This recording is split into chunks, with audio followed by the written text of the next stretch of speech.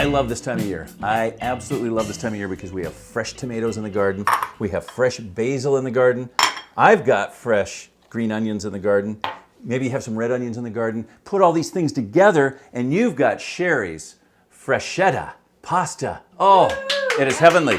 This is so good. It is just an absolutely fantastic way to eat some fresh tomatoes and fresh vegetables from the garden. So let's start off with some tomatoes. Now what you're gonna do, don't worry about taking the skins off for two reasons. It doesn't really matter, and B, it's annoying. And C, or did I say three? I don't know what three is.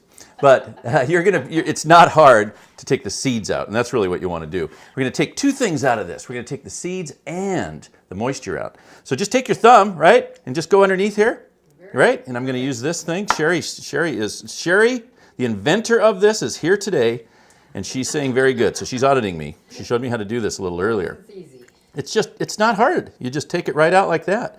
See all the moisture that's coming out of there too? So you get rid of the seeds. If you've got a couple left over, don't worry about it. So then just chop these babies up, okay? I like to do it from this side because you're actually not cutting through the skin, so it's a little bit easier.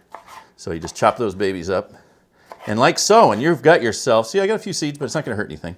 And you've got yourself some nice semi-dry tomatoes that go right into your Fresha, Sherry's Fresha. Okay, now get yourself a bowl. I've got one right here. So we're gonna put the tomatoes in the bowl, and then we're going to cut up our fresh basil, okay? If you got this going on out in your garden, that's great too. But the basil is actually pretty simple. Just get a couple big pieces like this, and then just... The more the better. Yeah, the more the better. I mean, seriously. Just sort of chop your basil, and oh, you know, here is where your house is gonna start smelling so nice. It's gonna smell like Tuscany in your, right? It's gonna smell so good because this basil, oh, it's fresh. And it's good for you. We're finding out more and more, right? Mm-hmm. That herbs are as good for you as vegetables, or possibly better for you. So make sure that you have a lot of herbs growing in your herb garden. And basil is so good. And it tends to be sort of pricey when you buy it at the grocery store. So watch out for that. So grow it in your backyard. Grow as much as you can. And you've got it. Now I'm going to just cut, for time purposes here, I'm going to kind of trim it down a little bit. Now we're going to get the garlic, of course, because this is Italian oriented. Huh? So we got to have the garlic. Got to have a little bit of garlic going on. So get yourself a couple cloves, Sherry? Yeah, it depends on how much of a garlic fan you are. How much of a garlic fan? Okay. At least two. At least 2 cloves. Okay, and this, folks, you'll notice something, or maybe you don't notice it, but I'll tell you right now, we're not going to cook this. We will not be cooking this.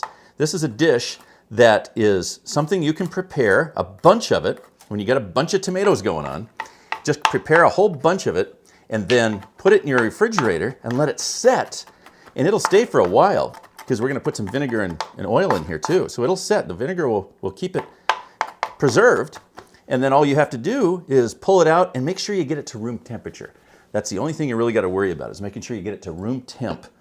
And then serve it over hot pasta, and oh, you've got it set. So we're going to throw in also for some color. Now, I've got some green onions here. So if you have red onions, use the red onions. If you don't have red onions, go ahead and use the top part of the green onion. Don't call me scallion.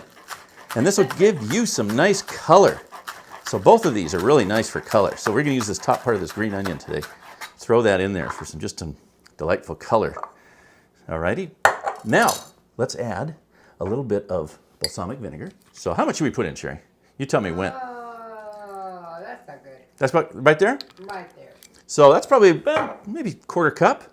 And then of course got a brand new bottle here. Olive oil. Huh? It's about like that? Yeah. Once you mix it, you can adjust it. Okay.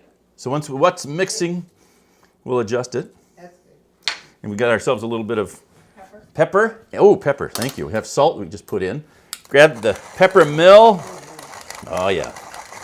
Put some pepper in there. And then we just mix it up. Just mixing it up here. Doesn't that look good? Yeah. There's a little bit of moisture that I think we're going to still see, extracted from those tomatoes. And we've got ourselves just an absolutely beautiful. And some people might saying, hey, man in the kitchen, you just made a bruschetta, didn't you? Huh? Well, it's very similar to bruschetta. But this is the fresca. And here's what you're going to want to do. You're going to want to serve your pasta to your guests separately. Hot spaghetti, like what we've got here.